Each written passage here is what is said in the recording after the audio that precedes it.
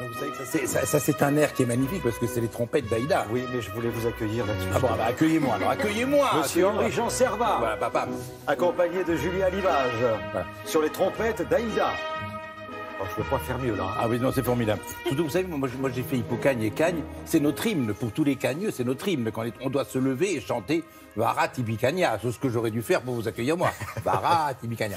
Bon, alors, vous êtes allé au Corrigi d'Orange. Bien sûr, au Corrigi d'Orange. Alors, on en parle aujourd'hui, pourquoi? Parce que c'est la première, ce soir, de Aïda au Corrigi d'Orange. Donc, alors, vous savez qu'il y a eu un libretti, enfin, il y avait un égyptologue à l'époque qui s'appelait Marien et qui avait fait les décors et les costumes, a proposé l'idée à un librettiste originaire d'Orange, Camille Duloc, de créer un opéra. C'était la mode à l'époque, l'égyptologie, et on allait inaugurer le canal de Suez. Donc, pour créer cet opéra, on a construit un opéra, une maison d'opéra au Caire.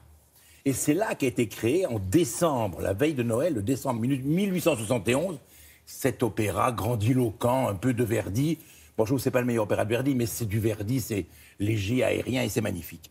Et après, on l'a repris à la Scala de Milan.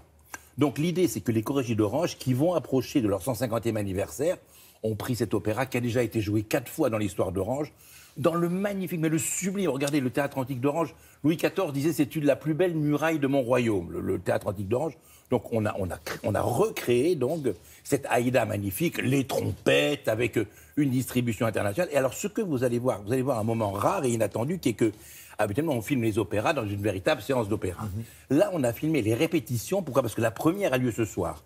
Donc comme vous êtes un garçon malin et rusé, je veux dire, vous comprenez bien que on n'a pas vu la version intégrale et terminée. Il répétait encore, c'est-à-dire que l'orchestre n'est pas en frac, le chef d'orchestre est en polo, les chanteurs ne forcent pas la note, les mouvements de foule, c'était ajustable, Blanc. Vous allez voir un moment rare qui était que Aïda, donc de Verdi, les ultimes finitions avant la répétition générale et la création de ce soir donc à Orange. Voilà. Je vous invite, trompette d'Aïda, le sénateur... non pas le sénateur, le pharaon Beccaro fait son entrée. Allons-y. Merci.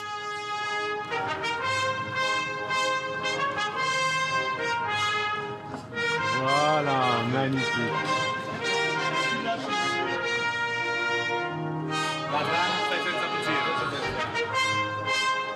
La particularité des Corrigi d'Orange, c'est de se situer justement dans ce théâtre antique qui date d'il y a 2000 ans, qui est le mieux conservé en Europe, et de se situer à ciel ouvert. Ce qui est très impressionnant, c'est d'abord 8000 personnes, ce qui est quand même pas courant dans le monde de l'opéra. On chante pour des théâtres de 1800, 2000 personnes, donc il y a cette forte présence humaine en face de nous. Et il y a ce sol où sont passés des chanteurs mythiques, fabuleux, Montserrat Caballé, Roberto Alagna.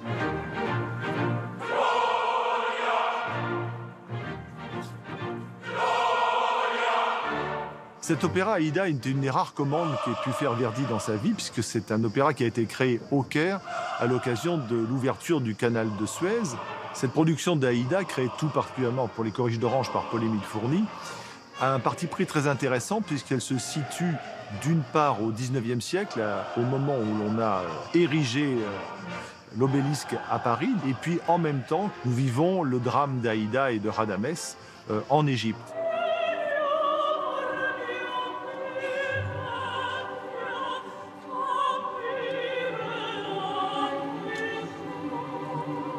Aïda, c'est une histoire d'amour très forte, de passion, de femmes qui aiment le même homme.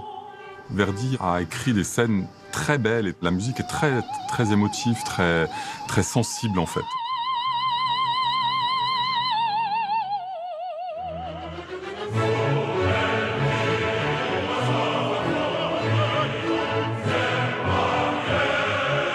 Chanter sur cette scène, d'être à côté de stars du chant lyrique. Là, sur Aïda, on a Anita qui fait le rôle d'Amnéris, qui est formidable, Marcelo Alvarez, Kim Quesley qui fait le baryton. C'est chanter aussi avec toutes ces grandes stars. Donc oui, c'est un énorme privilège. Oui.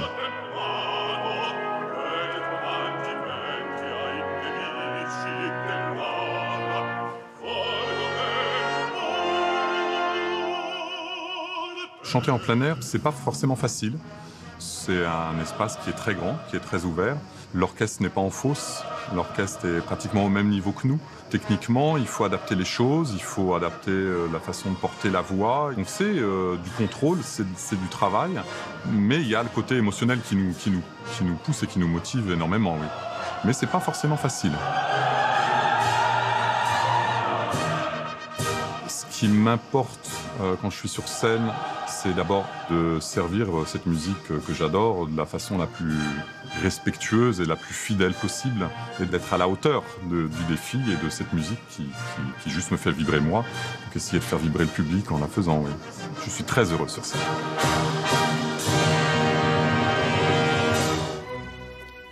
Voilà. Ce soir, au Écoutez, Corrégie les d'Orange. trompettes, Varat-Ibikania, tout le monde doit se lever devant sa télévision, tous les cagneux doivent se lever, chanter Varat-Ibikania. Je veux dire que ce soir, c'est la première, donc le 2. Il y aura une deuxième représentation le 5, donc vendredi, le 5 août. Samedi 5 août. Et France 5 va retransmettre en direct Aïda, donc sur son antenne à 20h50, avec le résultat de 2 captations, une qui est faite ce soir et une qui est faite vendredi. Donc mercredi prochain sur France 5, vous avez Aïda en direct. Maintenant, Mademoiselle la princesse Aïda. Voilà. On va faire patienter un peu la princesse si elle le veut bien.